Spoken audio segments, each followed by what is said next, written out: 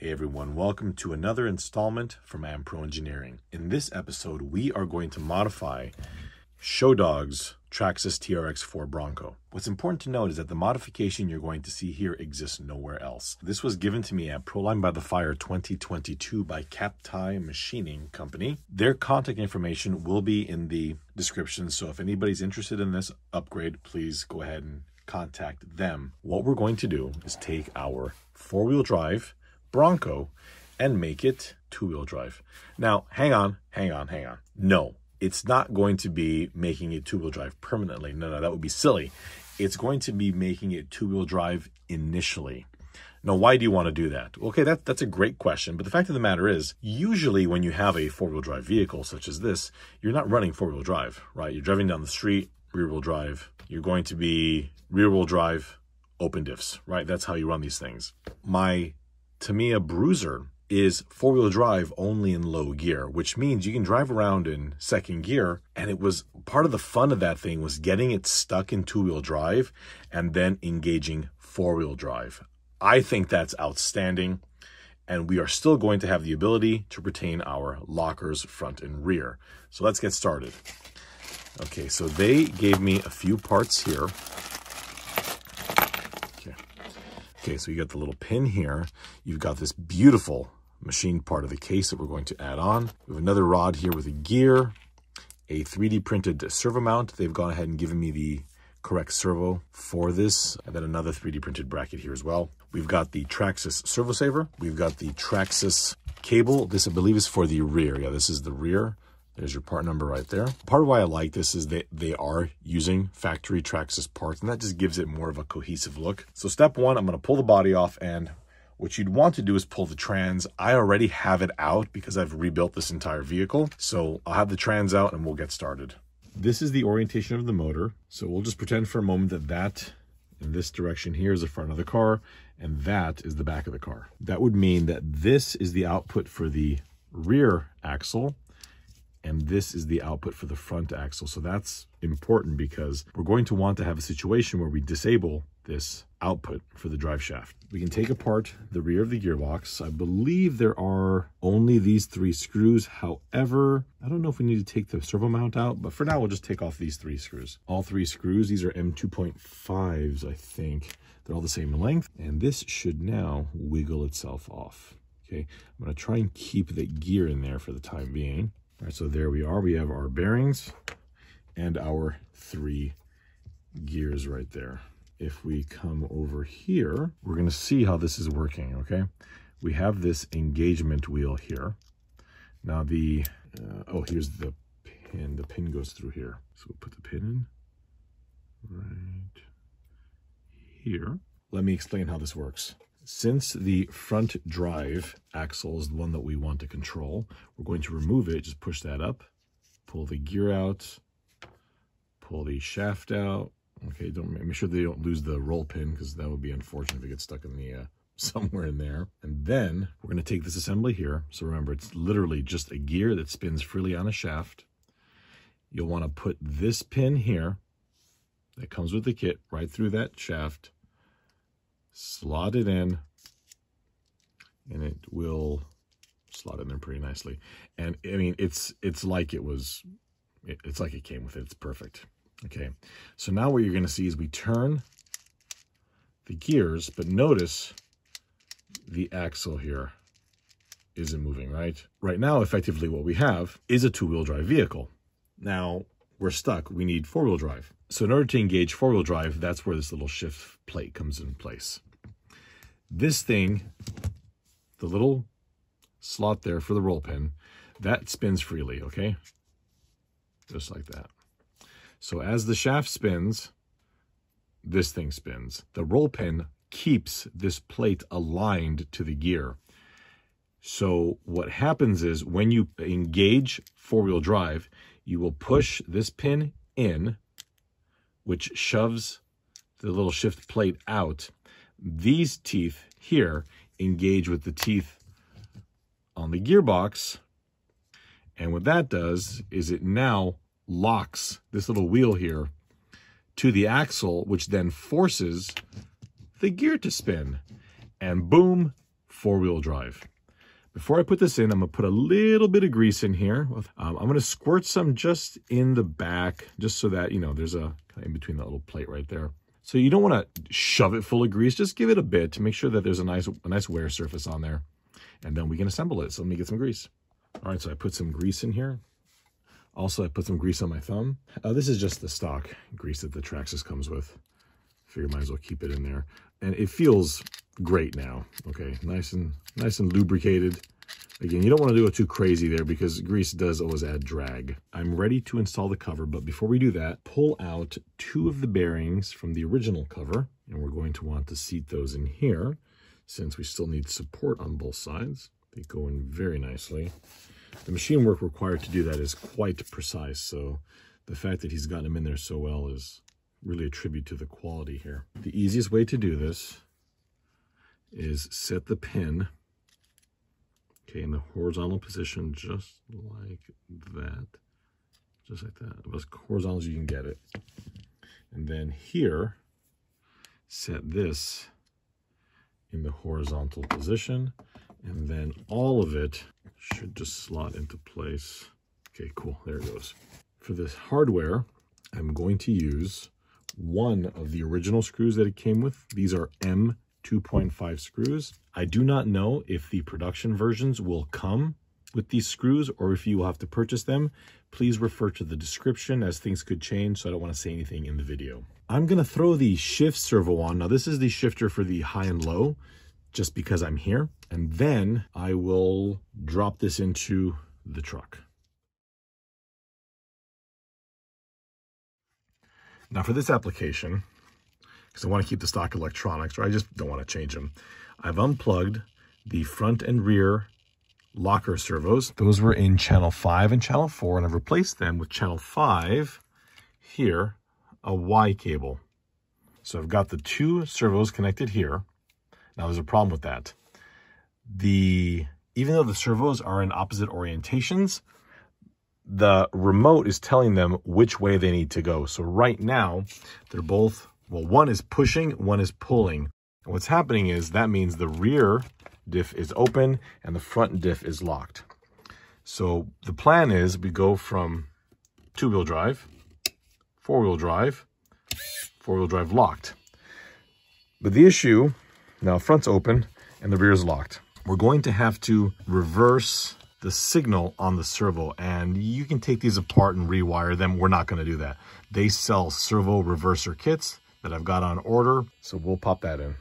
I have installed the new servo for the 2-wheel drive to 4-wheel drive in slot channel 4, and that should work for at least for the way that I'm whipping this up here. You can set it up any way you want, as long as you've got a way to control the endpoint.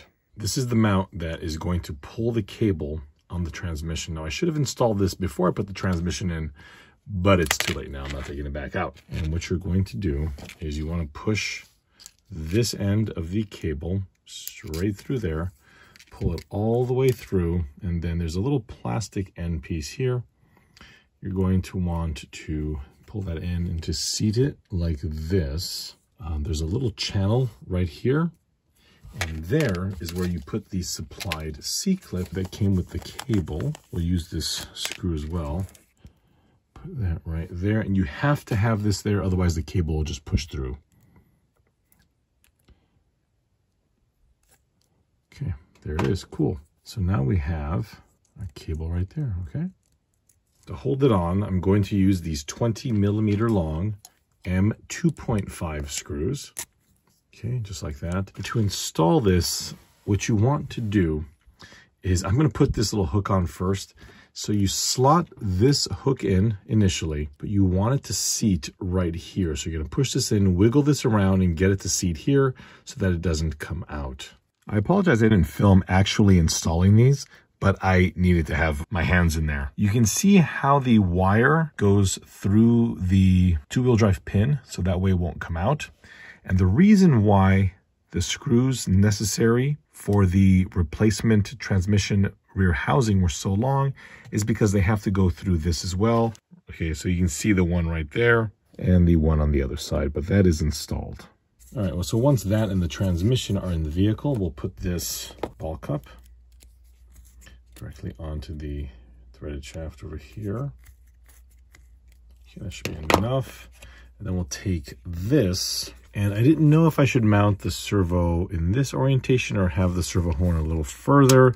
It looks like we're gonna have to reverse this a bit. So this is the orientation that you want your servo. I'll put a couple of M2.5 screws in here a little bit later, but first I just want to see how to align this. Because I'm using the factory radio, which probably is not the best suited for this, I'm going to place this so that it is slightly extended so that the servo saver is effectively taking up some of the slack here. So we'll plug that in there. I'm going to use the screw that came with the cable.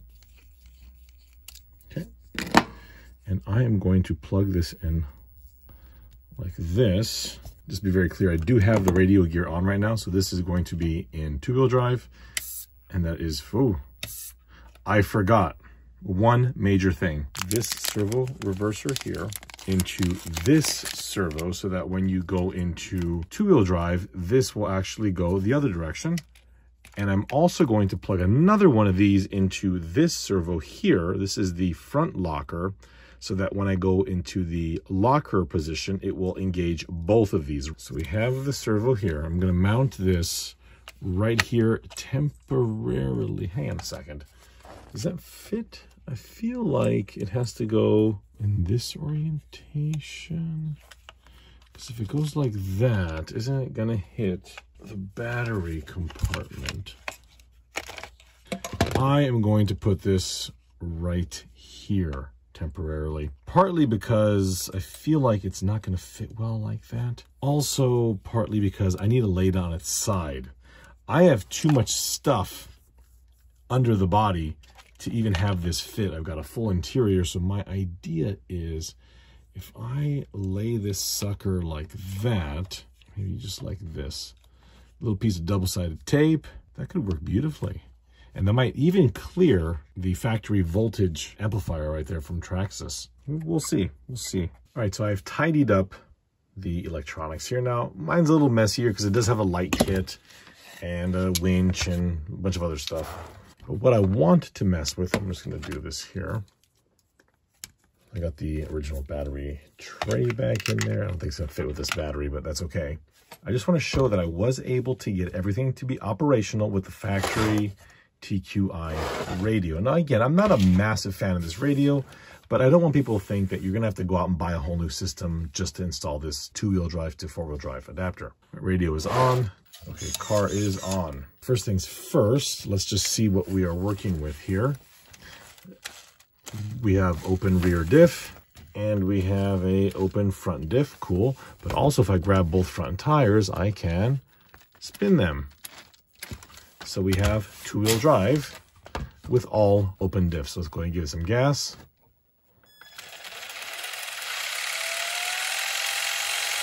Ignore this wheel, the axle's slightly bent. Okay, put it in low. Okay, so low, high. Gotta fix the axle. Next, let's go ahead and engage four-wheel drive. So now it's gonna be a little bit harder.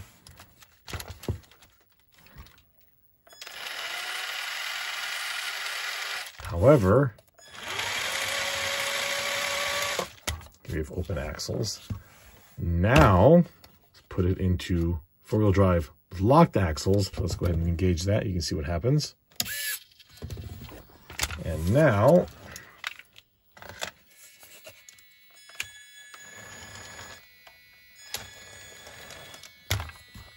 all of our operational options are still there. Put it back into four-wheel drive, open axles, two-wheel drive.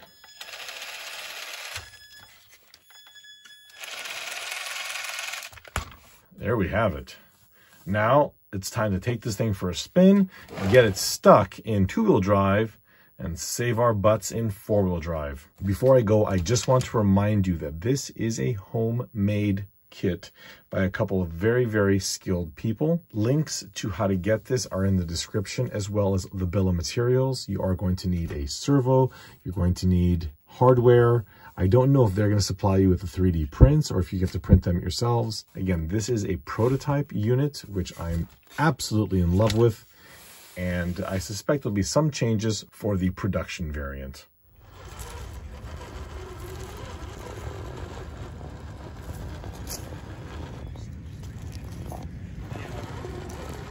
H4 drive.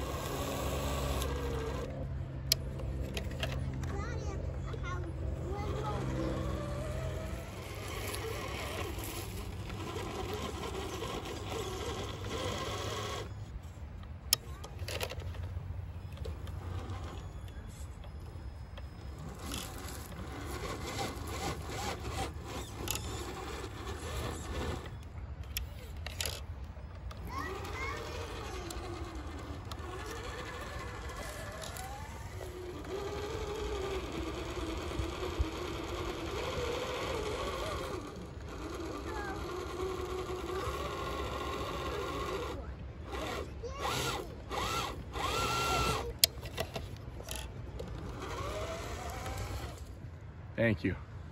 Thank you.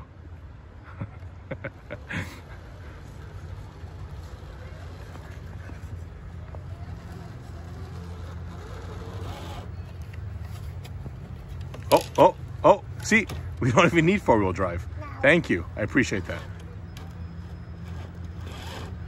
Hang on. I got it here. I got it. No, you got it. You're okay. It's true. There we go.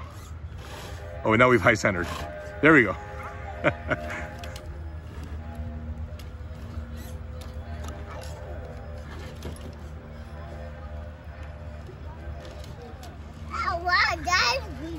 That's a big rock. We need to put that one in water. Yeah, put that in the water.